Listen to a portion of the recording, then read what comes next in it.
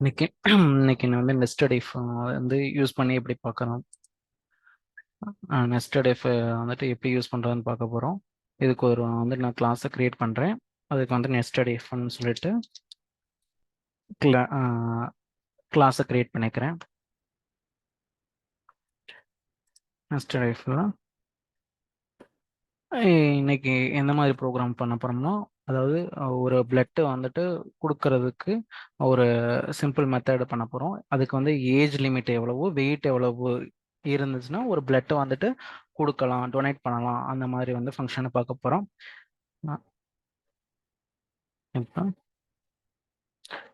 Main மெத்தடை type பண்ணிக்கலாம். Public static void main string arguments.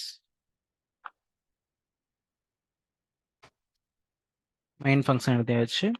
இப்போ நான் என்ன பண்ண போகிறேன்னா ஸ்கேன், அதாவது யூசர்கிட்ட இருந்து ஒரு இன்புட்டை வாங்கி நம்ம இதுக்கு முன்னாடி பார்த்தீங்கன்னா இண்டீஜராக வந்துட்டு ஒரு வேல்யூ செட் பண்ணுவோம்.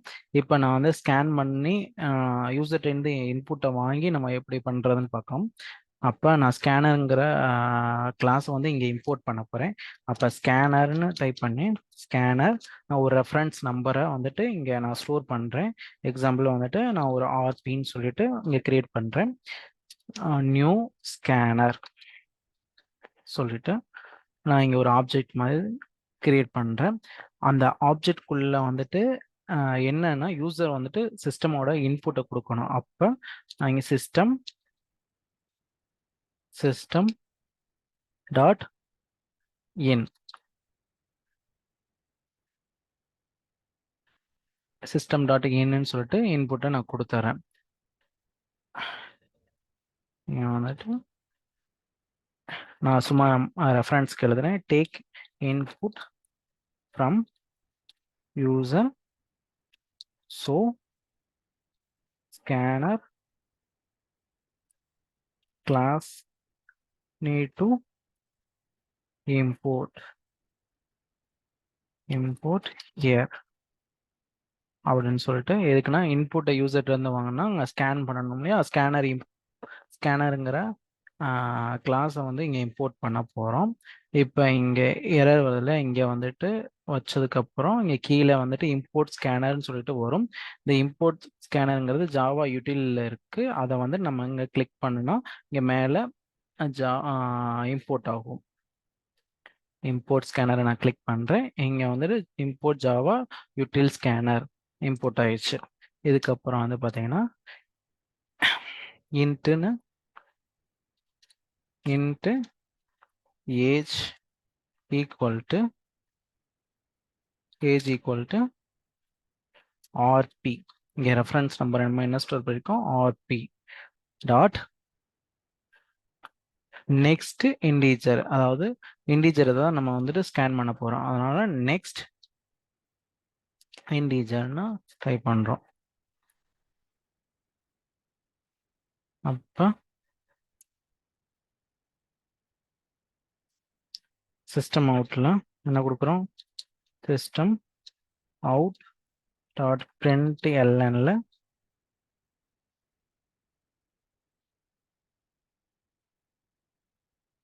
enter the age.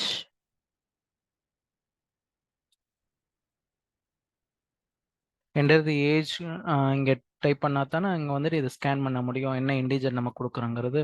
அதனால next system dot out dot println enter the wait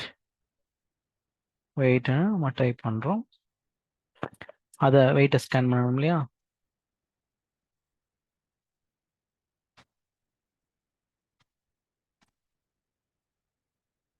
enter the weight.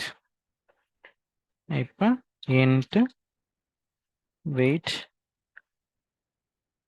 Equal to RB. இங்கே என்ன ஸ்டோர் பண்ணியிருக்கோம், ஆர்பின்னு அந்த ஸ்கேனர் ஆப்ஜெக்ட் இல்லையா. ரெஃபரன்ஸ்க்கு ஸ்கேனர் ஆப்ஜெக்ட் ஆர்பி டாட் அது என்னன்னா நெக்ஸ்ட் இண்டீஜர், அதாவது அதுவும் இண்டீஜர் தானே நம்ம ஸ்கேன் பண்ண போகிறோம். அப்போ நெக்ஸ்ட் இண்டீஜர் கொடுத்துட்டு செமிகோலன் வச்சுட்டு இப்போ இங்கே இஃப் யூஸ் பண்ண போகிறோம். இஃப் கண்டிஷன் வந்துட்டு என்ன இருக்குன்னா ஏஜ் ஏஜ் வந்து 18 விட பெருசாக இருக்கணும். அப்போ இதுக்கு வந்துட்டு நான் நெஸ்டட் இஃப் யூஸ் பண்ணுறதுனால இங்கே இஃப்க்குள்ளே நான் இன்னொரு இஃப் போடுறேன். இஃப் ஏஜ் வந்து என்ன இருக்கும், வெயிட் வந்து என்ன இருக்குன்னா வெயிட் கிரேட்டர் தென் 50 இருந்தால் மட்டும்தான் என்னால் டொனேட் பண்ண முடியும்.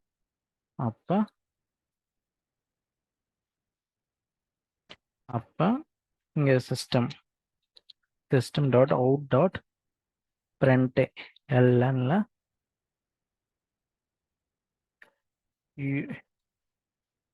you are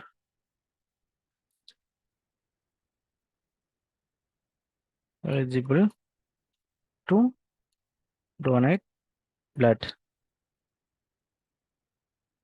நெக்ஸ்ட் இந்த கண்டிஷன் சாட்டிஸ்ஃபேக்ஷன் ஆகலைன்னா நெக்ஸ்ட் வந்துட்டு else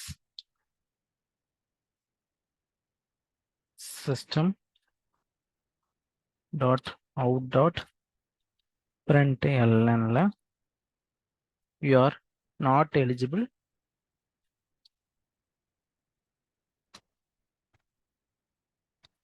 to donate blood.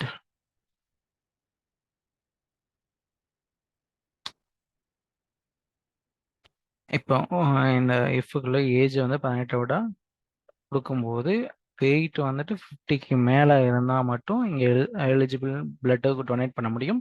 Else வந்துட்டு நாட் எலிஜிபிள் ஆயிரும். அப்போ இந்த இஃப்குள்ள இந்த முடிஞ்சிச்சுலையா, next else main else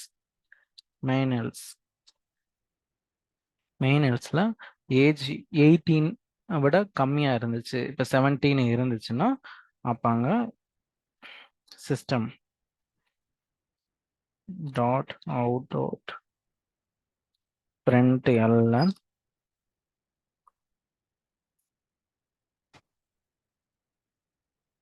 age must be greater than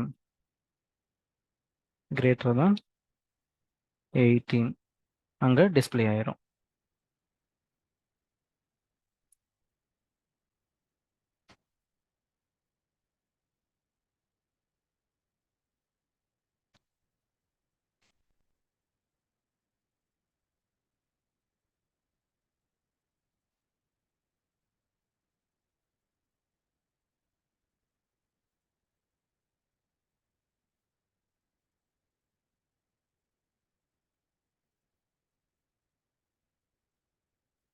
இப்போ நான் ஃபஸ்ட்டு வந்துட்டு 18 விட அதிகமான வந்துட்டு ஸ்கேன் பண்ண கொடுக்க போகிறேன்.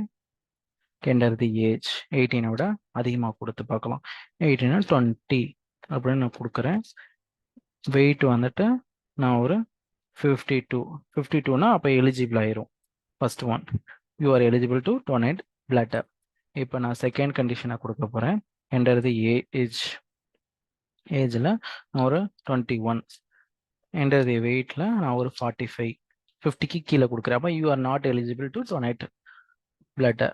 இப்போ நான் அதே இதையும் வந்துட்டு என்டர் தி ஏஜ், இங்கே ஏஜ்லங்கிறது நான் 18 விட கம்மியாக கொடுக்குறேன், 15 நான் கொடுக்குறேன். அப்போ டேரெக்டாக எங்கே வந்தேன்னா எல்ஸ் மெத்தடுக்கு age must be greater than 18 அப்படின்னு சொல்லிட்டு அந்த இதுக்கு வந்துடும். என்டர் தி வெயிட், இங்கே நான் 50க்கு மேலேயே நான் கொடுக்குறேன், 55 கொடுக்குறேன். அப்போ age must be greater than 18.